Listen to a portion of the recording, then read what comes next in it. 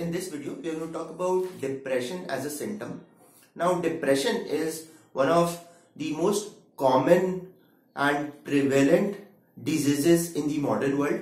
Mental illness, unfortunately, although it covers 40% of humanity at some point of their lifetime and is the second most common disease in the world as per the World Health Organization, is still considered with a lot of social taboo surrounding it.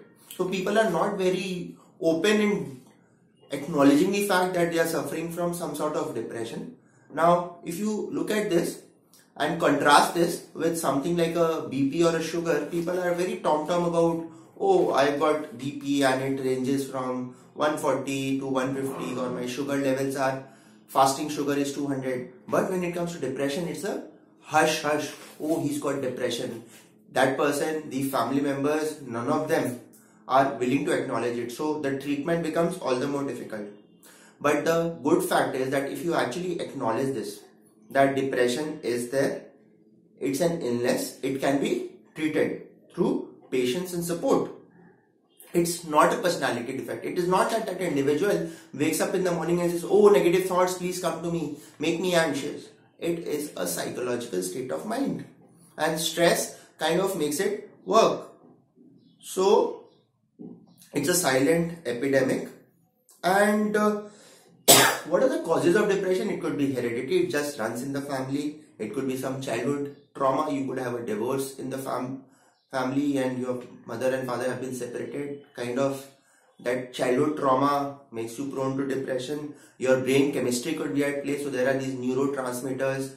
The doctor can very well diagnose that. There could be medical conditions because you've been afflicted with some fatal disease. Hormonal imbalances because of thyroid, etc. And then it could be episodic. At least depression can be episodic, that yes, because of a failure in some professional exam, I have not been able to clear my CA, not been able to crack CAT, UPSC, I fall into a loop of depression. I could have a relationship issue, death of a closed one. So multiple reasons. And then social media makes it all the more acute, because when I am not happy, I log on to a Facebook and I see that everyone is happy. That makes it all the more unbearable, that pain which I have. And one major reason is cognitive dissonance, wherein I really wanted to be a painter, but I have had to become an accountant. So that conflict in my mind is the continuous source of stress. So depression can be for multiple reasons, ranging from hereditary to chemical issues in the brain, childhood trauma, episodic.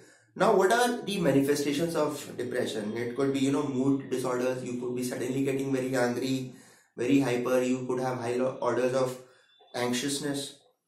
Emotionally, you could feel very empty, very sad, not wanting to get out of bed in the morning. You could have a very pessimistic outlook towards life. Sleep, you could have insomnia or excess sleep. So, both are, I have seen in people around, either they sleep a lot or they are not able to sleep because of depression. Or physically, you always feel fatigued, you got headache. You could have crying sensation, because that ability to keep on crying is something which depression brings in. You could feel suicidal, and in some cases, people actually commit suicide. If you watch that movie Fashion, that superstar who is the friend of Priyanka Chopra actually commits suicide at the end because she's not able to cope up with the decline in her fortunes. But depression alone cannot be treated by positive thinking. I mean, that is one of the most cliched thing. You talk to any friend, I am feeling depressed. Arey yaar, tu tension bahut leta hai yaar, tu positive socha kar. That is not the thing. So medication comes for depression. There is no taboo associated with. You have to go to a proper psychotherapist, a psychologist, and get antidepressants for some time. Yes, the withdrawal impact is there when you withdraw, so that has to be done in a gradual manner. But Prozac, Valium, neurotransmitters in different forms, they will help you first get out of that condition. So once you get out of that acute condition, then the role of a psychotherapist comes in. Like Buenos Aires in the world, Argentina's capital, has got the highest density in terms of psychotherapists for a given population. Because there's this tendency of people to fall depressed, but psychotherapist will actually help you understand the core cause, because most of the allopathic medicines attack the manifestation ki okay, I am feeling anxious, etc. But why? So that psychotherapist will talk to you, help you understand, make you more aware with your feelings. So good psychotherapist can really work wonders, and I can vouch for that. Then could be some supplements, not very sure what exactly, and then exercise. So a lot of people who are depressed want to continuously keep sleeping in their bed and don't want to do anything, but then get out of your bed, go out in the fields and start jogging. Go for 21 Surya Namaskars in the morning. You will feel a sudden surge of endomorphins in your body. The sweat that comes out will help the brain to deal with these negative hormones quite a lot, these chemicals which are there. So exercise is one of the best methods. 30-minute workout at least 3 to 4 days in a week is a must for people who are suffering from depression. I can tell you that. So no, you could be cycling, you could be jogging, Surya Namaskar, yoga, hot yoga.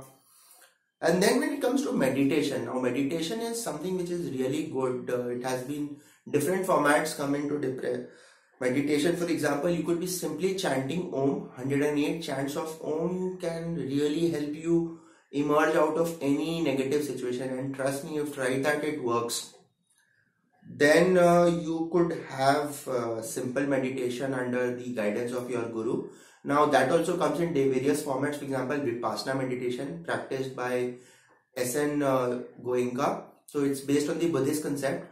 And believe me, you go to YouTube and you search for mini Anapana, the 10-11 minute exercise where you just sit down casually and you focus on your breath. Lamba hai to lamba hai, chota hai to chota. You don't try to alter the pace of your breath. You will suddenly feel that by being aware of your breath, the whole world comes within your control. Try that once, a mini Anapana. And if you really like it, go for that 10-day long Vipassana course. It's free at the nearest Vipassana center. So that's one thing. You could try Sudarshan Kriya. Now Sudarshan Kriya is again a very famous technique. It works well for a lot of people, but you need a guidance of a proper guru for that technique to be working well for you. And they got proper Sudarshan Kriya notes for the teachers which tell that who are the people for whom Sudarshan Kriya is not a valid option. So for example, if you got the Agni Tattva very high in your body and this sort of hyperventilation which you are having, right? Because they kind of alter the pace of your breath. It's like in an ascending order. So that might not work and probably aggravate your anxiety. So you will have to really consult your teacher, who could have to be an expert, that is this the right technique for me, or should I go for meditation or bhajans? That is something that you'll have to say.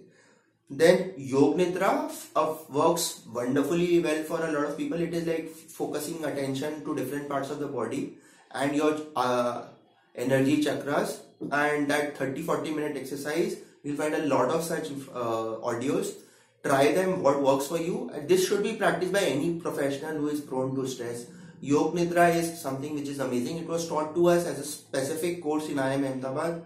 This entire thing of Yog Nidra, and then mindfulness, and then mental visual, that can be something very wonderful that can work for you, right? And a very important thing is also your belief system. In some way you will have to, depression is not a manifestation of whether you are a positive thinker or negative thinker, but over a period of time you will have to work on your thought, that why really do I have a negative outlook towards life, and can I actually change it? Because you being the hardware, your thoughts are the operating system. So as long as the operating system is good, you will have some control over your hardware.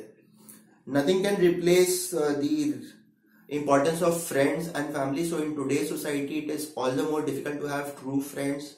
You've got people who can just socialize with you on a restaurant dinner, on a bowling event, or watching out for a movie, but real friends who can listen to you, you should be really lucky to get that. But if you've got friends, please hold on to them. And then family members, because love, that feeling of bondedness, that yes, there are people who care for me, gives a lot of oxytocin, helps you control depression.